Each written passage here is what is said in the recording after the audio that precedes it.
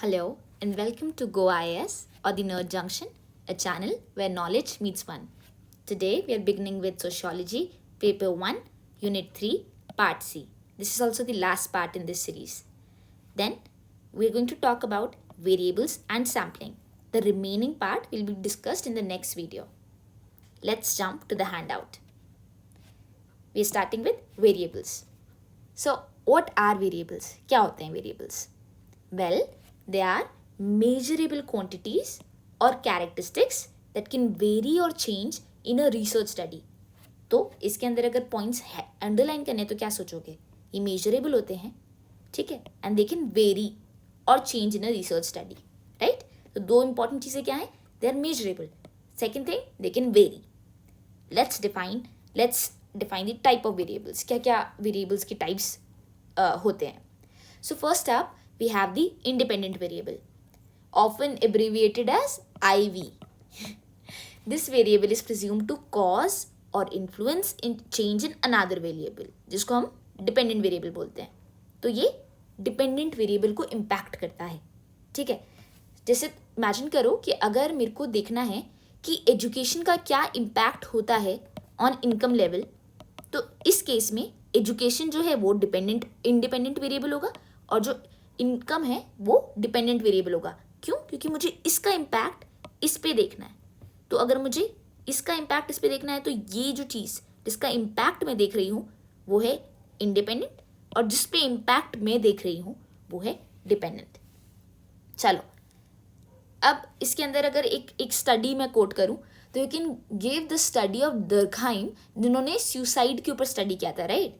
सो उसके अंदर उन्होंने क्या करा था? He explored the relationship between social factor जो कि इंडिपेंडेंट वेरिएबल थे एंड सुसाइड रेट जो कि डिपेंडेंट वेरिएबल है, क्योंकि सोशल फैक्टर का ही इम्पैक्ट में सुसाइड रेट्स पे देख रही हूँ ना. Got it? चलो, let's move on to the intervening variables. इनको हम मीडिएटिंग वेरिएबल्स भी कहते हैं. These variables come between the independent variables and help explain the relationship between them. ठीक है. अब एक तरीके से अगर सोचना है तो इनको मिडिल मैन की तरह सोचो, ठीक है. जैसे एग्जाम्पल लेते हैं कि अगर मुझे एक स्टडी करानी है पॉवर्टी और एजुकेशनल अटेनमेंट के बीच में कि क्या रिलेशन है, तो इस केस में पॉवर्टी और एजुकेशनल अटेनमेंट के बीच में क्या रिलेशन है मुझे ये देखना है, ठीक है. तो अगर इसके अंदर देखा जाए तो पेरेंटल एजुकेशन, जो मेरे पेरेंट्स का एजुकेशन है, वो भी एक इंपॉर्टेंट रोल प्ले करेगा. अगर मेरे माँ बाप बहुत पढ़े लिखे नहीं है तो मे बी वो लोग नहीं समझते हो पढ़ाई की, हमें तो नहीं पढ़ाना चाहेंगे. ऐसे ज़रूरी हो, ज़रूरी नहीं है, ठीक है.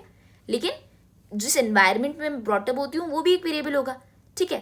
तो it will affect both poverty and educational outcome, educational attainment, है ना. तो दोनों चीज़ों को इम्पैक्ट करेगा. तो this is impacting both. That is why it is the intervening और द मीडिएटिंग वेरिएबल, ठीक है. सो it is impacting both and it is shedding light on the relationship between the independent variable and the dependent variable. Now let's move on to the moderator variable. Moderator variable का कभी दिमाग में नहीं भी आया तो एक ग्रुप डिस्कशन इमेजिन करो. उसके अंदर मॉडरेटर का क्या काम होता है? बस वही मॉडरेटर वेरिएबल का काम होता है. ये वेरिएबल इन्फ्लुएंस करता है द स्ट्रेंथ और direction of the relationship between IV and DV. अब IV और DV को कॉन्फ्लिक्टिंग ग्रुप्स मान लो. ऐसे ज़रूरी नहीं है कॉन्फ्लिक्टिंग ग्रुप्स हों, ठीक है. ये तो कॉन्फ्लिक्टिंग ग्रुप्स नहीं है, बस एक तरीके से मैंने इसलिए बताया क्योंकि अगर फोकस ग्रुप वाला एग्जाम्पल लेते हैं तो so they indicate what conditions the relation in, मतलब कौन सी कंडीशंस में इन दोनों की जो रिलेशनशिप है वो सही होगी और किस केस में वो चेंज होगी. एग्जाम्पल ले लेते हैं, उससे अच्छा समझ में आएगा. If you consider a relationship between stress and job performance, ठीक है.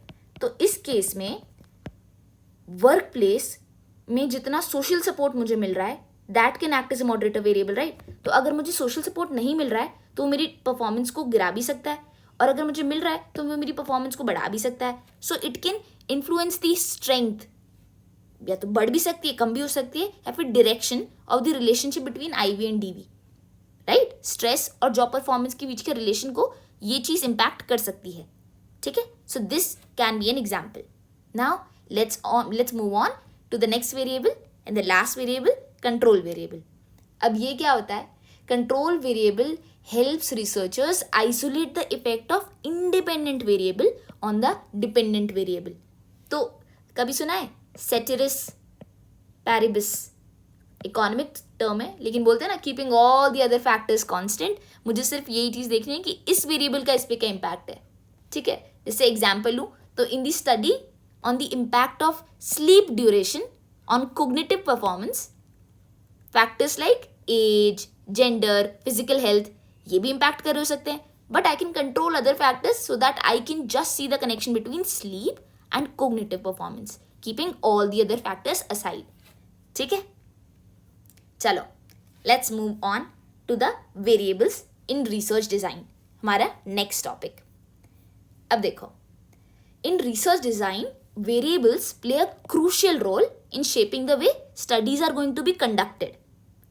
दो मेन टाइप की रिसर्च डिज़ाइन होती है, ये हमको पता ही है, एक्सपेरिमेंटल और नॉन एक्सपेरिमेंटल. अब ये जो चीज़ें हैं ये हम पढ़ चुके हैं, so let's not waste our time on this. You know this, we have done this. Let's move on. अब हम पढ़ते हैं द इम्पॉर्टेंस और सिग्निफिकेंस ऑफ वेरिएबल्स. पहली बात क्या है, it will help us in developing research questions. क्या हमने पढ़ा था कि जब हाइपोथेसिस फॉर्म करते हैं तो हमको कुछ मेजरेबल क्राइटेरिया पे उसको लाना पड़ता है, तभी तो हम हाइपोथेसिस फॉर्म कर पाते हैं, राइट? अगर मैं इनकम बोल रही हूँ तो maybe I am measuring salaries. अगर मैं रिलीजन बोल रही हूँ तो maybe I am measuring the visits to the temple. ठीक है, तो मैं इस तरीके की चीज़ों पे फोकस करके I can develop research questions by breaking down the problem into measurable quantities और क्राइटेरिया, है ना? तो it helps me in developing research questions, hypothesis formation, empirical investigation. Of course इसी की वजह से तो, क्योंकि अगर वो मेजरेबल नहीं होगा तो एम्पिरिकल इन्वेस्टिगेशन तो कैसे ही करोगे तुम. It helps in understanding social phenomena, क्योंकि वो कॉम्प्लेक्स सोशल फिनोमिना को ब्रेक डाउन करके it brings down in measurable quantity so that we can compare and analyse. Causal inference, obvious सी बात है, cause and effect relationship generate करने में help करेगा. आईवी और डीवी था क्या, कॉज एंड इफेक्ट रिलेशनशिप जैसा ही तो था. It helps in comparative analysis and it helps in prediction and policy formulation. अभी थिंकर्स दे रखे हैं, these thinkers are not new, you know this.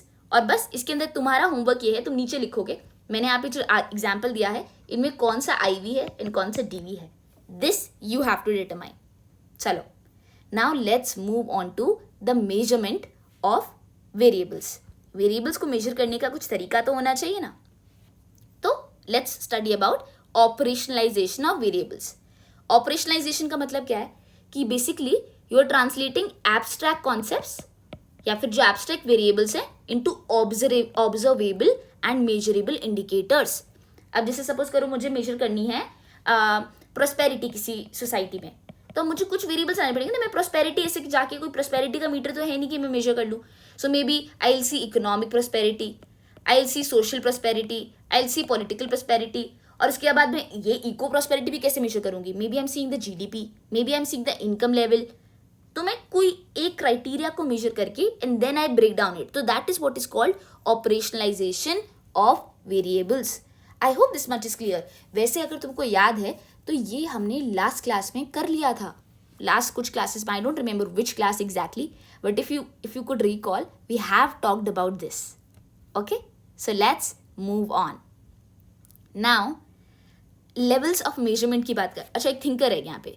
I mentioned a thinker Cooley. इनकी एक थ्योरी है लुकिंग ग्लास सेल्फ थ्योरी. तो basically it talks about how individuals develop a sense of self through the perception of others. कैसे individuals का खुद का जो sense होता है, ये इनकी एक बहुत फेमस लाइन है. आई थिंक ये इन्हीं की है, आई विल कन्फर्म अगेन, लेकिन एक बार मुझे जहाँ तक याद आ रही है. I am not what you think I am. मैं वो नहीं हूँ जो तुम सोचते हो मैं हूँ. आई am not what you think I am. I am not what I think I am. I am what you think I think I am. मैं वो नहीं हूँ जो तुम सोचते हो, मैं वो नहीं हूँ जो मैं सोचती हूँ, मैं वो हूँ जो तुम सोचते हो कि मैं सोचती हूँ. तो लोगों का जो परसेप्शन होता है वो डिटरमाइन करता है कि मैं अपने बारे में क्या सोचती हूँ. आया कुछ समझ? लिखना इसके बारे में नीचे. I think it was Cooley's theory only as far as I can recall. Just Google it once. मैं भी एक बार गूगल करके नेक्स्ट क्लास में कन्फर्म करती हूँ. ठीक है. Then levels of measurement. Let's talk about levels of measurement. अब देखो, मैंने 4 लेवल्स मेंशन करे हैं यहाँ पे. Nominal level, ordinal level, interval level and ratio level. अब इनमें ऐसा कुछ खास है ही नहीं कि मैं बताऊं, but still let's just read over it once. Categorical variables that have no numerical significance and represent different categories or group. जैसे सपोज करो, अगर मैं बात कर रही हूँ for an example racial ethnicities की, तो ये कॉकेशियन हो गए या ये अफ्रीकन हो गए या कुछ भी इस तरीके की हो गई. तो these variables have no numerical significance as such, but they just represent different categories या फिर ग्रुप्स. ऑर्डिनल लेवल क्या हो गया? They can be ranked based on some criteria, but they do not have equal intervals between values. Example क्या दिया मैंने? Likert scale. वैसे मैंने बताया लाइकर्ट स्केल क्या है. It was a technique of method collection and what were you measuring? Attitude with the help of it. तो अब लाइकर्ट स्केल के अंदर क्या होता है? दे यूज ऐसी चीज़ें, वो ये नहीं बोलते कि यस या नो इस तरीके का. तो जैसे अग्री, स्ट्रांगली डिसअग्री. अब इसके बीच में कोई इक्वल इंटरवल नहीं है ना कि मैं बता सकती हूँ अग्री से स्ट्रांगली अग्री के बीच में कितना डिफरेंस है. आई कैन नॉट से. So this is what ordinal level is all about. Third is interval level. Variables where the difference between any two values is meaningful but there is no true zero point. अब इसका मतलब क्या हुआ? जैसे suppose करो Fahrenheit scale है या फिर टेम्परेचर का कोई भी स्केल ले रहे हैं. अब उसके अंदर 2 यूनिट के बीच में डिफरेंस तो है, इक्वल डिफरेंस ही है. ठीक है, या तो टेम्परेचर, जो एक टेम्परेचर की यूनिट है और दूसरी यूनिट है, उसके बीच में इक्वल डिस्टेंस है, right. But there is no true zero point. ऐसा तो नहीं होगा ना कि कोई चीज़ का कोई टेम्परेचर ही नहीं है, right. So there is no true zero point in the case of interval level. तो बेसिकली ऐसे कॉन्सेप्ट्स जो ऐसे कॉन्सेप्ट्स जितने भी होंगे सोशियोलॉजी में जिनके ऊपर तुम कोई जीरो पॉइंट नहीं लगा सकते, इसका example you mention down below, but think on these lines. मैं बताती हूँ क्या सोचना है जिससे you can think of it, और मैं नेक्स्ट क्लास में मेंशन भी कर दूंगी स्टार्टिंग में. ठीक है. So what is it true zero point? Basically true zero point वो है जिसका सिग्निफिकेंस, अगर मतलब ये वेरिएबल जो है, ऐसा नहीं हो सकता कि अगर मैंने लिख दिया यहाँ पे जीरो है तो मतलब कि वो वेरिएबल का एब्सेंस ही हो गया. Variable is still present. ऐसा नहीं होगा कि वेरिएबल प्रेजेंट नहीं है, बट बस इस जीरो पॉइंट का कोई सिग्निफिकेंस नहीं रहता है इंटरवल लेवल में. Think of such social phenomena जो कभी खत्म नहीं हो सकते, राइट. जिनका कोई रियली ऐसे नहीं बोल सकते. सपोज करो, चलो एक एग्जाम्पल दे देती हूँ. सोशल हायरार्की है. I can not say that in a society there is no social hierarchy at all. हर सोसाइटी में किसी ना किसी बेसिस पर सोशल हायरार्की होएगी. इनकम लेवल पे ले लो चाहे say, if not income level then you can consider it on the basis of say status. Social status किस तरीके का है, ठीक है. तो किसी भी बेसिस पे किसी ना किसी क्राइटेरिया में कोई ना कोई सोशल हायरार्की होगी. तो अगर मैं उसको जीरो बोल दूँ किसी, अगर I am measuring hierarchy and I say zero, तो नहीं होगा, because there is no true zero point when we are measuring social hierarchy. Okay. Now ratio level जो कि लास्ट है.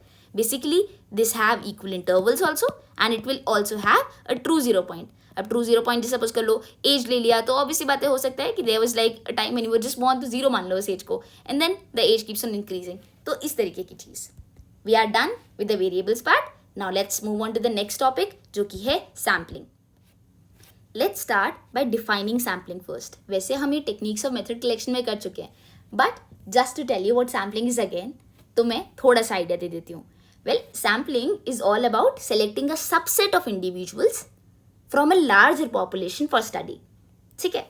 ये क्यों करते हैं? Because it helps researchers by giving them a manageable and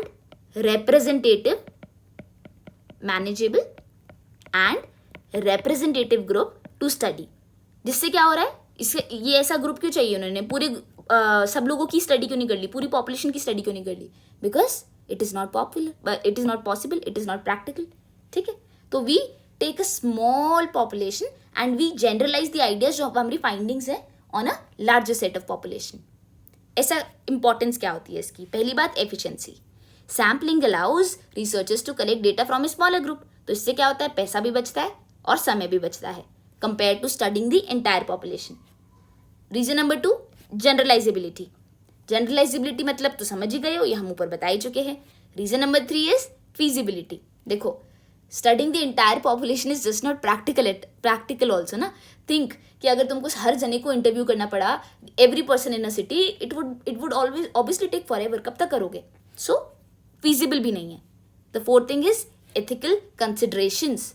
क्योंकि sampling helps minimise the potential harm to individuals और group by avoiding intrusive data collection methods. हम कम लोगों पे कर रहे हैं ना, हम इतने सारे लोगों पे करेंगे तो ज़्यादा एथिकल कंसिडरेशन अराइज होंगी, राइट? क्योंकि इतने सारे लोगों का डेटा कलेक्ट करने के बाद डेटा मैनेज भी करना पड़ता है। When you analyse such data there will be issues of informed consent, privacy, data privacy and other such issues. चलो let's move on to types of sampling. देखो, फर्स्ट टाइप है probability sampling, second one is non probability sampling. हम probability sampling को detail में पढ़ते हैं. देखो, probability sampling को भी मैंने 4 टाइप्स में डिवाइड करा है: simple random, stratified, cluster and systematic. Let's start with simple random sampling. अब देखो, सिंपल रैंडम सैम्पलिंग क्या होती है? The process goes something like this. देखो, इन सिंपल रैंडम सैम्पलिंग हर इंडिविजुअल पॉपुलेशन में से इक्वल चांस होगा उसके पास कि वो सिलेक्ट होगा या नहीं. यहाँ पे सपोज करो पूरा पॉपुलेशन है, every person has the equal chance to get selected. Basically every person has the same probability of getting selected. तो इसके स्टेप्स क्या होंगे? Basically you identify the population you want to study, ठीक है, and then you define the sampling frame, जैसे कि you make the list of all the individuals in the population, ठीक है. उसके बाद थर्ड सिलेक्शन क्या होगा? तुमने रैंडमली सपोज करो उनका जो नाम था उनमें से कोई भी चिट निकाल दी, तो that is what random sampling is. मैंने रैंडमली किसी भी एक इंसान को सिलेक्ट कर लिया है, यही होता है, ठीक है. अब इसके अंदर मैंने कंडीशंस फॉर यूसेज भी मेंशन करा है, राइट? तो कंडीशंस फॉर यूसेज क्या है इसके अंदर? Let's see. One thing is the population must be homogeneous, क्योंकि सपोज करो अगर पॉपुलेशन अलग अलग वेरीड है, मतलब यहाँ पर ए ग्रुप रहता था, यहाँ पे बी ग्रुप रहता था, यहाँ पे सी ग्रुप रहता था, राइट? इतने सारे वेरिएशन है, डी है, ई है, से जेड तक है मान लो, ठीक है. And then I took a sample, ठीक है, और मैंने इनमें से कुछ भी सपोज करो मेरा ए में से एक निकल गया, तो अब इसके अंदर प्रॉब्लम क्या आया? ये रिप्रेजेंटेटिव नहीं रहा sample. So this type of sampling can not be followed in a heterogeneous population, ठीक है. तो मुझे एक होमोजेनस पॉपुलेशन में ही ये सैंपल यूज करना पड़ेगा. दूसरा thing is the population should be relatively small. अगर बड़ा पॉपुलेशन हुआ तो again we can not apply this method, क्योंकि ये फुली रिप्रेजेंटेटिव नहीं रह सकता. ओके, चलो let's move on to the next one, stratified sampling. अब इसके अंदर क्या करते हैं? अपन पॉपुलेशन को डिवाइड करते हैं स्ट्रैटा में बेस्ड ऑन रेलिवेंट कैरेक्टरिस्टिक्स, और फिर इंडिविजुअल्स को सिलेक्ट करते हैं हर एक स्ट्रैटा में से रैंडमली. मतलब हमने रैंडम सिंपल रैंडम को मिक्स कर दिया है स्ट्रैटास के साथ. पहले हमने पॉपुलेशन को, अब इसके अंदर पहले हमने स्ट्रैटा में डिवाइड कर दिया, ठीक है. अब स्ट्रैटा में हमने किसी कैरेक्टरिस्टिक पे डिफाइन कर लिया, सपोज करो एज पे कर दिया, किसी भी कैरेक्टरिस्टिक पे जिस पे भी हमको स्टडी करनी है, we have divided. And then individuals are randomly selected from each stratum. हर स्ट्रैटम से हमने इंडिविजुअल सिलेक्ट करे. अब इसके अंदर क्या क्राइटेरिया होना चाहिए? ऑब्वियसली बात है, पॉपुलेशन हेट्रोजेनस होनी चाहिए, नहीं तो स्ट्रैटा बनाएंगे ही क्यों? अगर पॉपुलेशन होमोजेनस है तो फिर स्ट्रैटा की क्या जरूरत, right? And the characteristics use to create strata should be closely related to the research objectives. अब ऐसा कैरेक्टरिस्टिक यूज नहीं करना चाहिए कि सपोज करो मुझे स्टडी तो करनी थी एज पे, पर मैंने कैटेगराइजेशन कर दिया है जेंडर पे, ठीक है. तो इस तरीके का कैटेगराइजेशन नहीं होना चाहिए. Now let's talk about cluster sampling. Cluster sampling क्या होती है? सो पॉपुलेशन इसके अंदर क्लस्टर्स में डिवाइड होती है. जैसे कि सपोज करो इसके अंदर जोग्राफिकल एरियाज के अंदर डिवाइड कर लिया, ठीक है. And a random sample of clusters is selected, ठीक है. स्ट्रैटिफाइड में हम स्ट्रैटा पे डिवाइड करते हैं, इसके अंदर हम क्लस्टर्स में डिवाइड कर देते हैं, ठीक है. जैसे सपोज करो, जैसे इसने बोला कि सपोज करो नॉर्थ ईस्ट का पॉपुलेशन हो गया, साउथ का पॉपुलेशन हो गया, नॉर्थ वेस्ट का पॉपुलेशन हो गया, सेंट्रल इंडिया का पॉपुलेशन हो गया, और नॉर्थ इंडिया का पॉपुलेशन हो गया. So these are all clusters, और उस क्लस्टर्स में से वी चूज पीपल रैंडमली, ठीक है. चलो अब याद रखना, इसके अंदर रैंडम सैंपल ऑफ क्लस्टर से सिलेक्टेड. हर क्लस्टर में से एक इंसान सिलेक्ट हो रहा है ऐसा नहीं है. जैसे कि इसके अंदर था हर स्ट्रैटा में से one person is being selected, but इसके अंदर a random sample of clusters is selected. Now let's talk about the conditions for usage. अब इसके अंदर भी ऑब्वियसली बात है, the population should be geographically dispersed और naturally divided into clusters. Automatically वो खुद ही डिवाइडेड हो क्लस्टर्स में. जैसे कि मैंने इंडिया के अंदर एग्जाम्पल दिया, खुद ही ऑटोमेटिकली डिवाइडेड है. हमारा कल्चर भी डिफरेंट हो जाता है इसी कारण. The cluster should be representative of the population. जो क्लस्टर बना है वो पूरी पॉपुलेशन का रिप्रेजेंटेटिव होना चाहिए. ऑब्वियसली बात है, आई एम नॉट सेइंग कि साउथ का पूरा साउथ कल्चर सेम है या फिर पूरा सेंट्रल इंडिया कल्चर सेम है, बट मोर और लेस हमको कल्चरल सिमिलैरिटीज दिखती हैं, right. Then systematic random sampling, इसका डेफिनेशन दे दो. It involve selecting every nth individual from a population after randomly selecting the first individual. Suppose करो मैंने फर्स्ट इंडिविजुअल को तो एकदम रैंडमली सेलेक्ट करा है, जो सिंपल रैंडम सैम्पलिंग था उसको यूज करके. देन मैंने डिसाइड किया इसके बाद मैं हर सपोज करो हर थर्ड इंसान को सिलेक्ट करूंगी. तो मैंने एक चीट निकाली, नहीं. दूसरी चीट निकाली, नहीं. तीसरा इंसान सिलेक्टेड. एक चीट निकाली, नहीं. दूसरी चीट निकाली, नहीं. Again third person selected. And that is how I select. तो इसके अंदर भी यही है कि क्या तरीका होना चाहिए, होमोजेनियस होनी चाहिए population, and there is no discernible pattern in the order of the population. Obviously बात है, पूरी होमोजेनियस होनी चाहिए और कोई पैटर्न का ऑर्डर नहीं होना चाहिए, अदरवाइज ये जो सैम्पलिंग टेक्निक है ये फेल हो जाएगी ना. मेरा मोटिव क्या है कि आई form a sample which is representative of the entire population at large, और जो मेरे रिसर्च क्वेश्चन में मुझे स्टडी करने के लिए मदद करे और मेरे को लिए सबसे ज़्यादा कॉस्ट एंड टाइम इफेक्टिव हो. यही तो मेरे ऑब्जेक्टिव्स हैं. तो उसको फुलफिल करने के लिए ही ये कंडीशंस फॉर यूसेज हैं.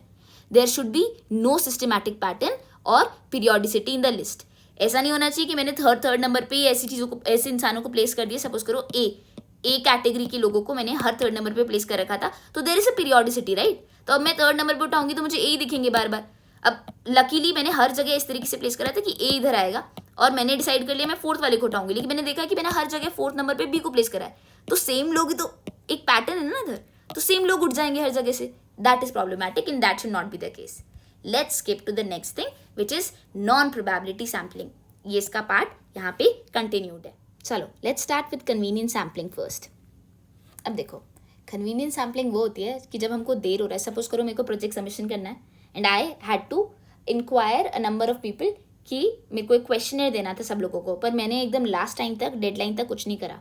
तो अब मैंने क्या करा, मैंने अपने कैंपस में से जो स्टूडेंट पहले दिखा, मेरा जूनियर, मैंने उसको पकड़ा, मैंने बोला इस क्वेश्चनर को भर, क्योंकि मुझे ये लेके जाना है, मुझे सबमिट करना है. So this is what convenience sampling actually is. You basically want to collect data quickly and easily. So basically what you do is you select individuals who are readily available or accessible. इसके लिए obviously बात है, एक और जो condition क्या है कि इसके अंदर पॉपुलेशन अगर स्मॉल है या फिर डिफिकल्ट है टू एक्सेस, तो भी मैं ये चीज़ कर सकती हूँ. जब मेरा रिसर्च या फिर एक्सप्लोरेटरी है या फिर स्टार्टिंग फेसिस पे ही है कि इतना फर्क नहीं पड़ रहा है, बस मुझे एक बेसिक आइडिया चाहिए, तब भी मैं इसको यूज़ कर सकती हूँ. Second is purposive sampling. In this method individuals are selected based on specific criteria और characteristics. ठीक है, तो मैं इसके अंदर क्या करना चाहती हूँ, I want to include individuals जिनका कोई यूनिक पर्सपेक्टिव है, एक्सपीरियंस है. ठीक है, मुझे एक स्पेसिफिक रिसर्च क्वेश्चन के हिसाब से कुछ स्पेसिफिक लोग ही चाहिए. जैसे सपोज करो अगर मैं रिसर्च कर रही हूँ डॉक्टर्स पे, तो obviously I will want my जो रिसर्च सैम्पल है to have a lot of doctors, right. अब मैं इंजीनियर्स पे स्टडी करके तो डॉक्टर्स को यूज़ नहीं कर सकती ना. तो यही चीज़ याद रखनी होती है पर्पसिव सैम्पलिंग में. It is for a particular purpose, right. So I need to ensure कि जो मेरा रिसर्च सैम्पल है वो इस पर्पज को अधेयर करे, इससे अलाइन करे. The next one is snowball sampling, या फिर इसको हम बोलते हैं चेन रेफरल सैम्पलिंग. इसका मतलब क्या है, देखो चेन रेफरल पता है ना, एक से दूसरे को जाता है, दूसरे को तीसरे को जाता है, तीसरे को चौथे को जाता है, इसको बोलते हैं चेन रेफरल. स्नोबॉल भी ऐसे होता है, देखते हैं नीचे आता है अगर पहाड़ से, तो पहले छोटा सा होता है, फिर ये बड़ा बड़ा बड़ा बड़ा बड़ा बड़ा बनता जाता है, तो स्नो बॉलिंग इफेक्ट होता है ना. तो यही चीज़ है. अब इसके अंदर क्या हो रहा है, ये यूजफुल होता है जब when we are trying to study hard to reach population. जैसे कि सपोज करो दे आर दी मार्जिनलाइज्ड और स्टिग्मेटाइज्ड ग्रुप्स, जो कि आना नहीं चाहते, दिखाना नहीं चाहते अपने आप को. सपोज करो मैं ड्रग यूजर्स पे स्टडी कर रही हूँ, I don't want to reveal my identity, right. तो मैं क्या करूँगी, मैं एक मेरी इससे बात करने को मान गया, अब इसने मुझे दूसरे इंसान को रेफर कर दिया, so I go to them, and then इसने मुझे तीसरे इंसान को रेफर कर दिया. ठीक है, so this is how I can study. So basically it is done when the population of interest is difficult to identify or locate, and when the researcher wants to access a specific network or community. Quota sampling की बात करते हैं. Basically what you're doing in quota sampling is you are selecting participants on predefined quotas, ensuring that the sample reflects the characteristics of the population in terms of specific attributes. लेकिन अब ये तो थोड़ा थोड़ा एक्सपेरिमेंटल क्या बोलते हैं, sorry probability sampling जैसा साउंड नहीं कर रहा है. नहीं, ये प्रोबेबिलिटी सैम्पलिंग से थोड़ा सा डिफरेंट इसलिए है, इसके अंदर वी वांट टू इंश्योर कि एक डाइवर्स सैम्पल आए, but we are not doing it on the basis of a fix probability range और ऑन एनी सिस्टम बेसिकली. तो इसके अंदर उतना रिप्रेजेंटेटिव सैम्पल नहीं बन पाएगा जितना प्रोबेबिलिटी सैम्पलिंग के केस में होता. ठीक है, now let's talk about the errors in sampling. अच्छा बताओ, एरर्स क्यों आते हैं सैम्पलिंग में. Before we start errors, let's just do a quick recap. देखो हमने अभी क्या क्या पढ़ लिया है. We have covered various probability sampling methods. कौन कौन से? Simple random sampling, stratified sampling, cluster sampling, systematic random sampling. हमने नॉन प्रोबेबिलिटी सैम्पलिंग मेथड्स भी पढ़े हैं, जैसे कि convenience sampling, purposive sampling, snowball sampling and quota sampling. Now let's talk about the strengths and limitations of these techniques. अभी मैंने mention नहीं करी है, लेकिन ये सुन लो, ये खुद भी लिख सकते हो. तो this is not something that I thought that I should mention. देखो प्रोबेबिलिटी सैम्पलिंग मेथड्स के अंदर बहुत सारी स्ट्रेंथ्स है. पहली बात, it provides a solid foundation generalisation के लिए, कि मैं एक चीज को यूज कर सकती हूँ तो generalise for the entire population. They ensure equal representation, that is why they minimise the bias. They allow for precise estimation, ठीक है, ऑफ सैम्पलिंग एरर्स, क्योंकि मैंने जो अपना पॉपुलेशन है वो ही एक प्रॉपर ऑब्जेक्टिव मेथड से यूज करा है, सिलेक्ट करा है. So I can estimate my error, sampling error जो आएगा on a more precise term. And further they provide a clear and systematic approach to sampling. लेकिन देखो कुछ limitations इसमें भी है. ये टाइम कंज्यूमिंग होंगे. किसकी बात कर रही हूँ मैं बात कर रही हूँ प्रोबेबिलिटी सैम्पलिंग टेक्निक्स की. These will be time consuming, these will be resource intensive. Specially अगर मैं लार्ज पॉपुलेशन के साथ डील कर रही हूँ तो ये बहुत ज़्यादा टाइम और रिसोर्स इंटेंसिव होंगे. They require a complete list और sampling frame of the entire population, जो कि हमेशा अवेलेबल हो तो ज़रूरी नहीं है. और फर्दर हमें हमेशा होमोजेनिटी चाहिए पॉपुलेशन में, जो कि हमेशा मिली जाए ये भी ज़रूरी नहीं है. ऑन द अदर हैंड, जो नॉन प्रोबेबिलिटी सैम्पलिंग मेथड्स हैं, they offer flexibility and convenience. वो क्विक होते हैं और रिलेटिवली इनएक्सपेंसिव होते हैं. They are allowing the researchers to reach populations that are difficult to access through probability sampling, and they can be useful for हमारी exploratory या preliminary research के लिए. हाउएवर नॉन प्रोबेबिलिटी सैम्पलिंग के अंदर भी issues तो हैं ही, लिमिटेशंस तो हैं ही. पहली चीज़ क्या हो जाएगी? सैम्पलिंग बायस आएगा, क्योंकि सैम्पल जो है वो ट्रूली रिप्रेजेंटेटिव हो एंटायर पॉपुलेशन का, वो तो हो ही नहीं सकता. सो सैम्पलिंग बायस आएगा.